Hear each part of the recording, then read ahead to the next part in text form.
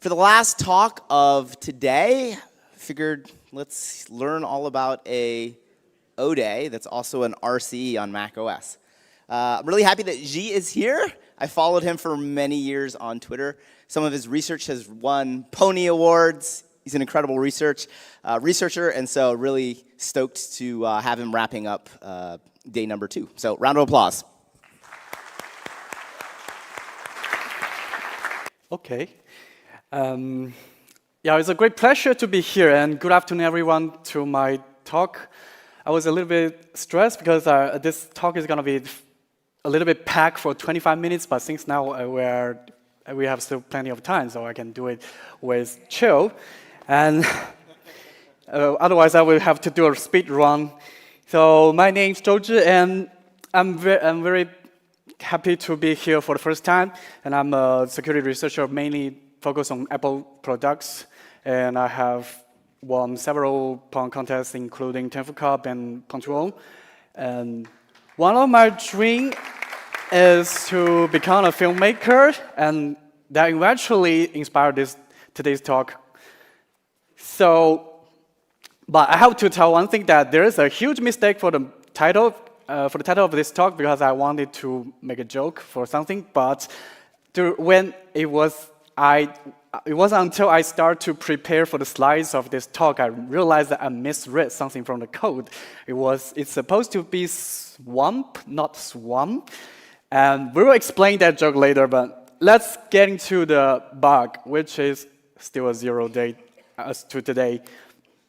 So it's a bug for one of the media editing software.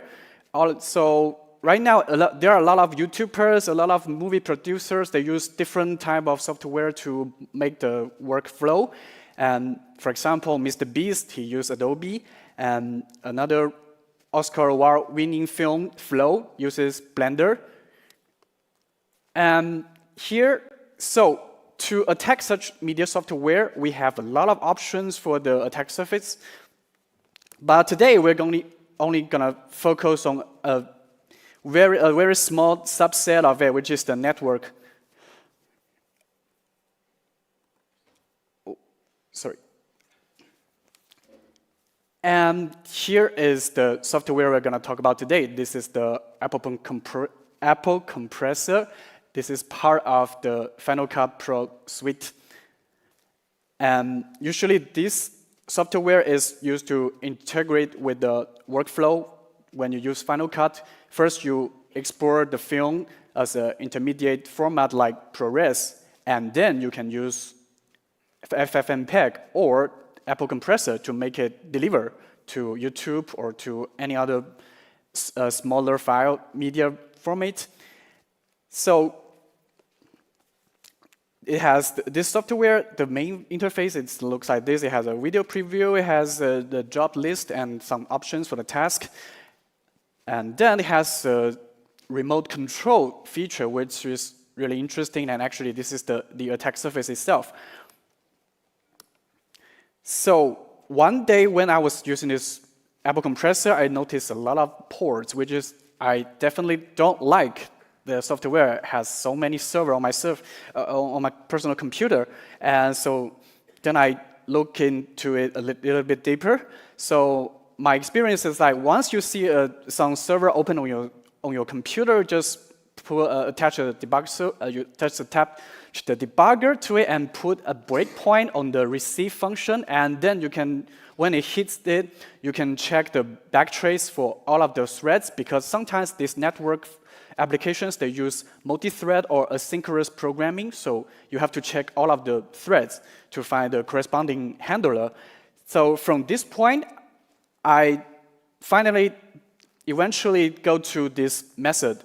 It's written in Objective-C, and what it does is it's actually handling the HTTP protocol, which makes me have an even worse feeling. So first, it takes the path name from the HTTP request and split it by slash. The first part is the namespace, and the second part is the method name. Then it will search the corresponding handler in the lookup table, which looks like this, which is a directory in the memory. So so as you can see, first one is this first part CDO server is the namespace, and then get is the HTTP method. Then then the method name will eventually give a selector name for the application to handle. So there are two mainly methods. One is the get, one the post. And then we can try this with curl in the command line. So it actually responds to us. And we can see the interesting part is that, as you see, this is HTTPS, but the certificate is a self-signed. So let's go deeper to the handlers. Here is the first UI router. We can send this request to get the instance, the name of the instance, and it will eventually hit the backtrace of those methods. And then here's another one, which is a very interesting handler. From the name, it's very hard to tell what it does exactly. And then we go deeper in the method. It looks like there are not just one server, but 6. All of them HTTPS. All of them will handle previously we mentioned the get and post handler. And for the do method, endpoint is actually something like a XML RPC. So there's a distributed job framework. The name is called Swamp, which I misread at the beginning, and it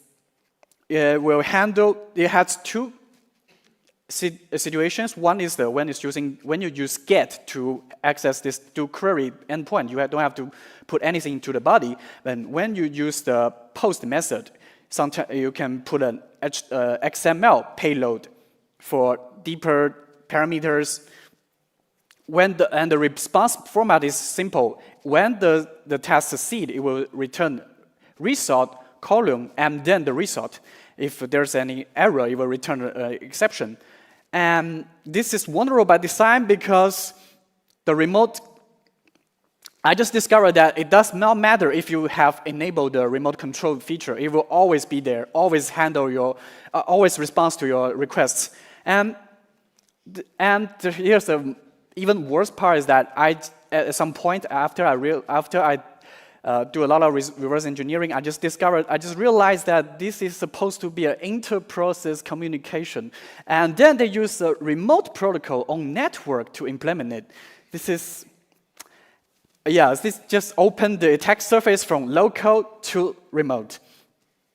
So this is the do query handlers, which is the main RPC endpoint, and remember, we have 6 different servers. Each different server's handler, it's different.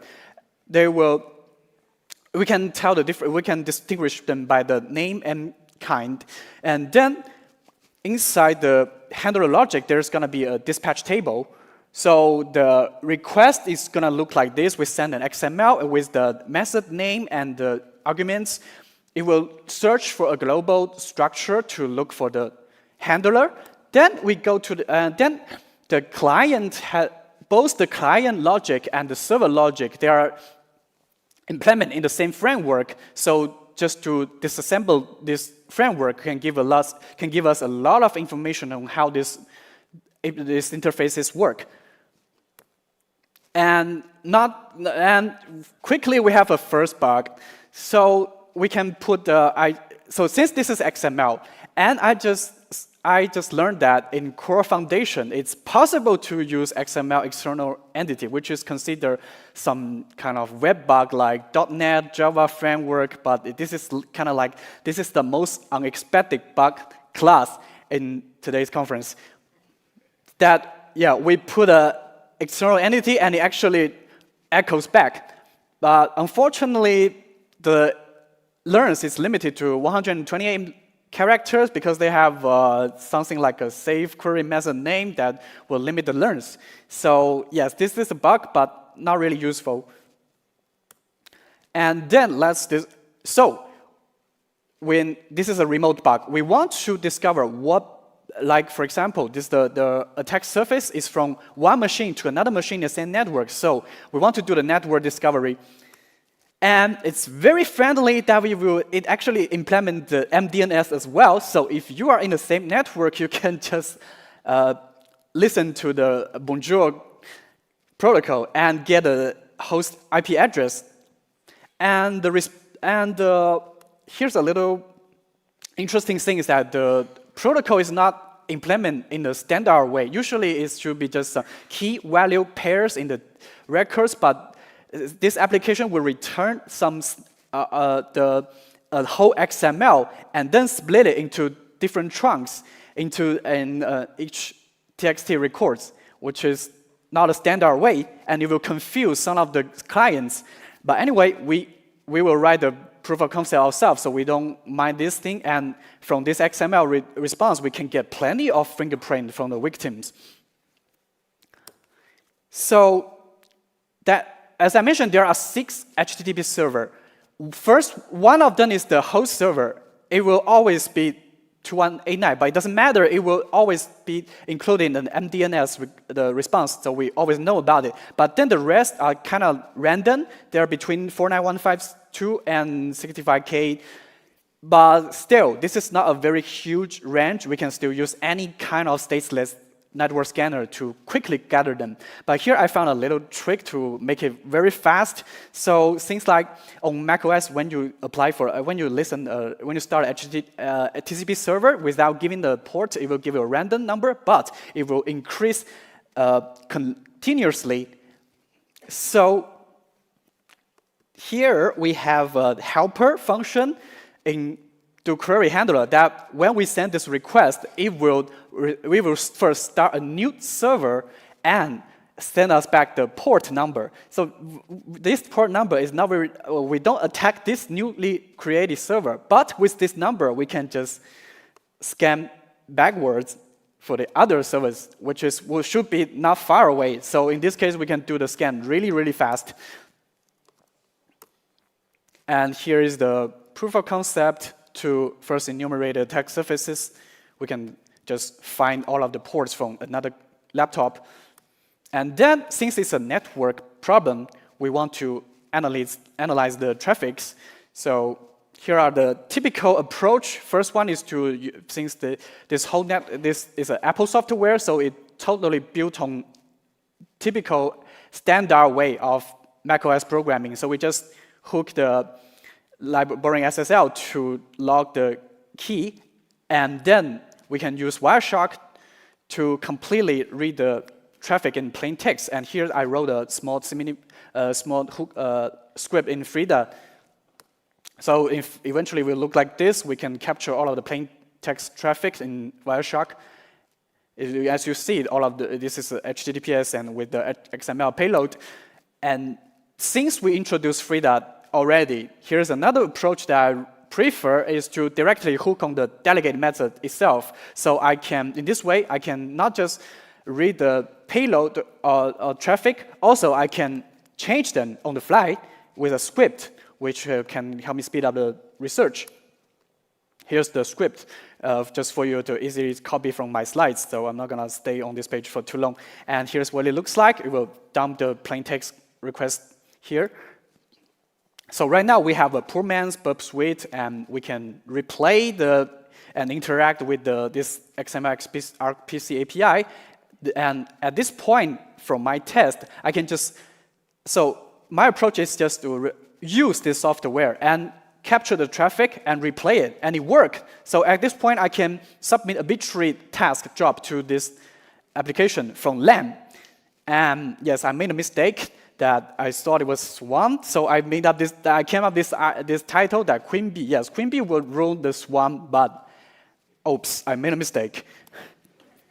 So at this point, we got a pre-auth job submission. There are 6 different HTTP servers. We only at this point to submit the job, we use one of them, which we can tell from the server name.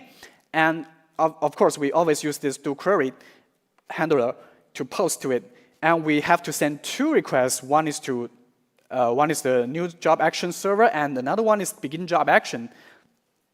So what can we do with at this point, we can submit a bittrate job, but we cannot upload any file yet. But it's not a problem because on macOS it comes with a lot of pre-installed media. So we just randomly pick anything come with the system.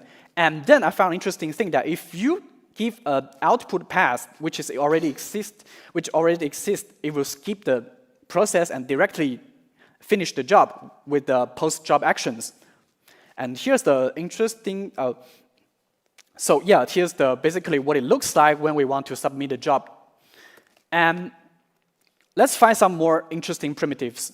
Right now, we don't have upload, but from this job submission, we can trigger the post-job actions, which we have two very juicy things. One is to open it with a bitrate application, and another one is to run automator workflow. And the payload is going to look like this. As you see, we can directly put a calculator app to ask it to kindly run it for us. And here we got this first proof of concept to launch calculator from LAN without any interaction, any authentication. But here's a problem that, yes, this is not a real code execution. You just open the calculator. You cannot do anything more. Even if you open a terminal, you cannot send any actual commands to it. So let's go deeper.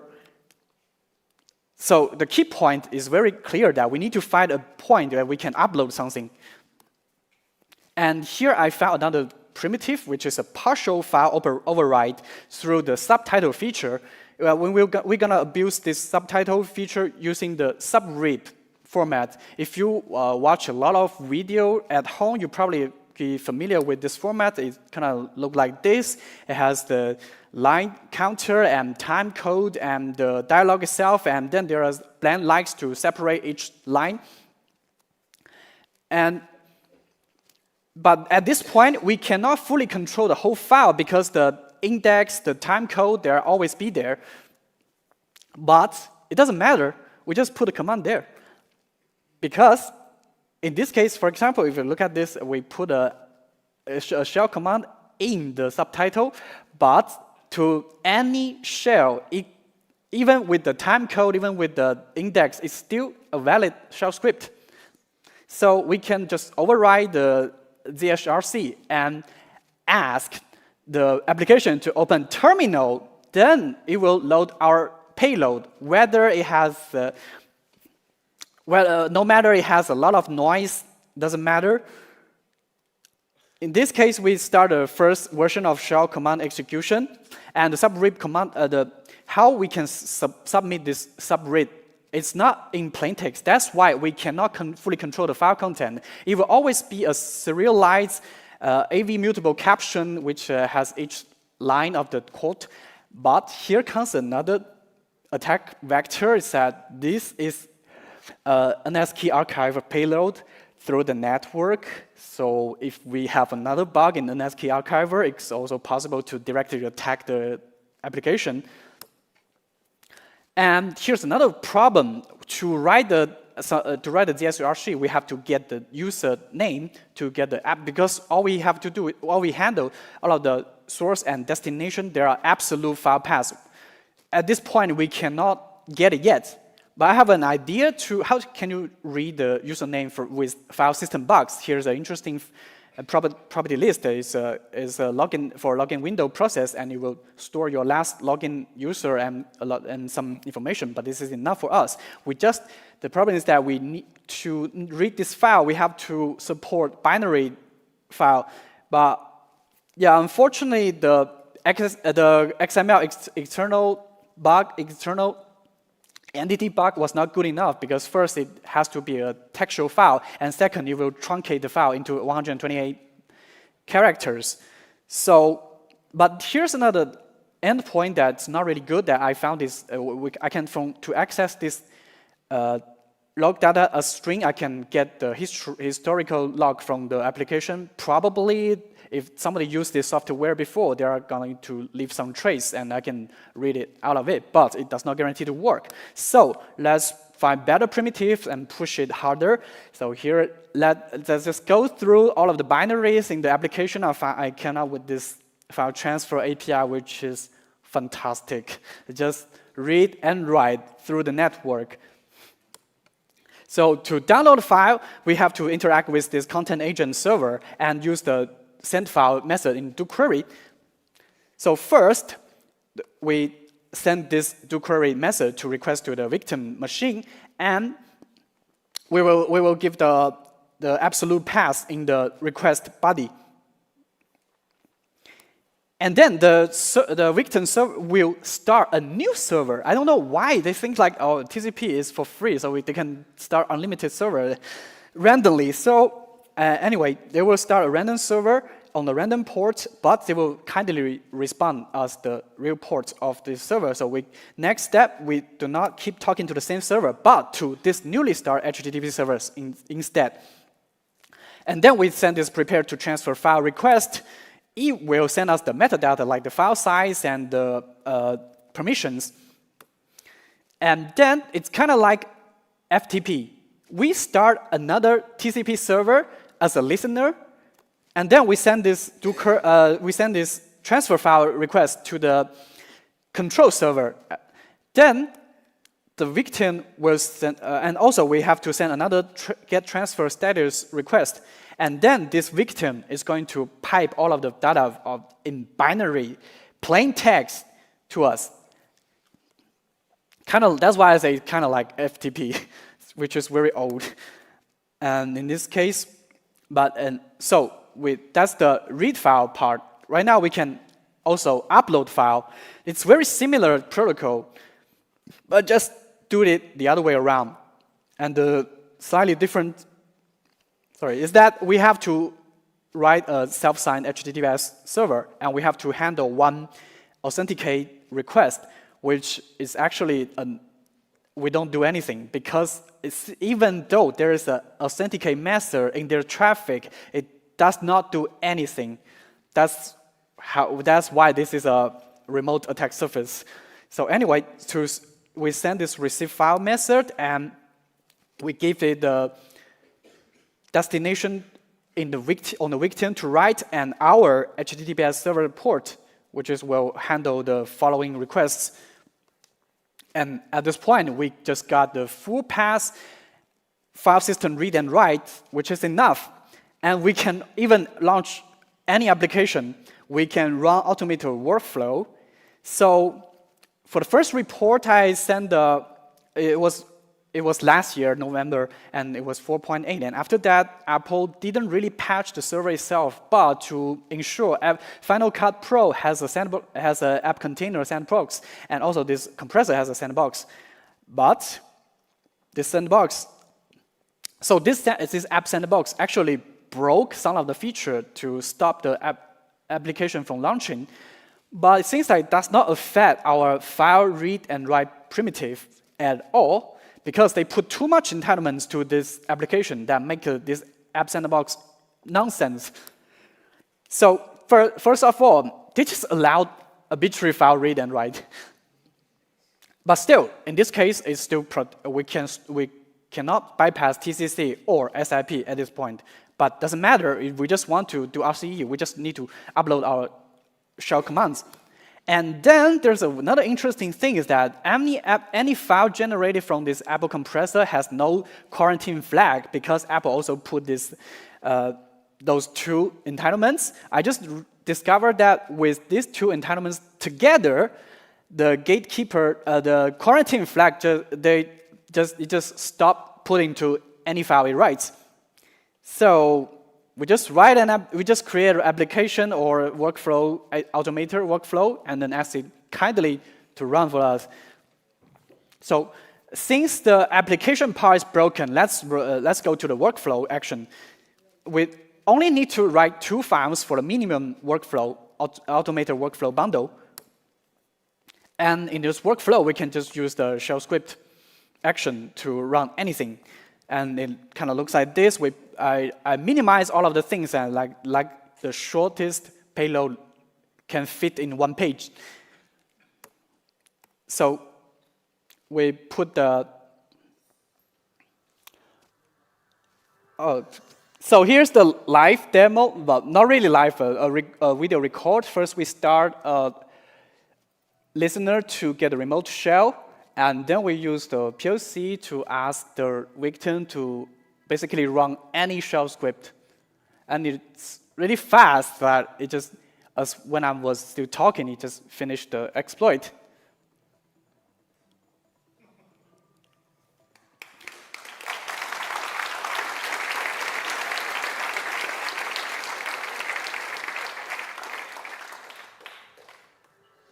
Oh, can I go on?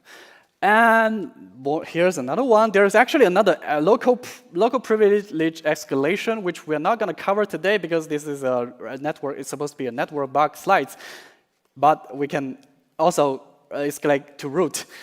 And so, since this bug is still not patched as today, we strongly recommend you, if you are still using the software Apple Compressor, in particular, it's better that you turn on the firewall and block all of the incoming connections, which will effectively block the attack.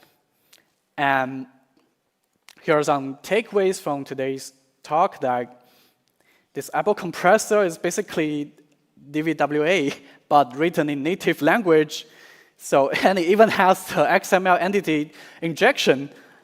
So we go from absolute file system read and write and arbitrary application launch primitive into a full on-sandbox code execution. And so it's very important that if any one of us are developing any client solution, please stop writing TCP server on the client side when it's not necessary, because it only increases the attack surface, and most of the client engineers are not really familiar with the web security. And here we cover a little bit on reverse engineering, how to use FreeDA to capture the traffic and to integrate it with the Wireshark or whatever you like. And here we have a little bit post-exploitation tricks, like most of us most of the talks are gonna talk about Sandbox escape, and we actually have a little bit related content. And also, since those two entitlements, I didn't go deeper for that. If that interests you, you can do a little bit more research on that to see why with these two entitlements, the quarantine flag is gone. And yeah, if you have any question, feel free to ask right now.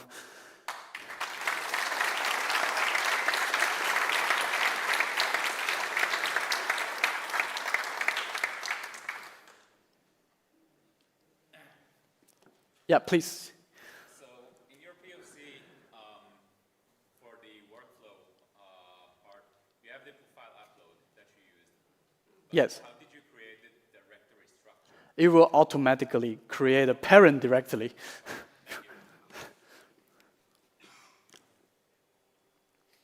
Thank you. And anybody else? So if there's no more questions, also we can discuss in private. Since we're already here, I'll thanks for Objective-C Foundation for having me here for the very first time for OBTS. And also I still want to bring up a joke. Thank you, Beyonce. But even though it's a mistake, I should thank Lana Del Rey instead, because her husband is from somewhere in the swamp, I guess. And here are some references for today's talk, if you can go deeper to this subject. And thanks everyone for coming to my talk.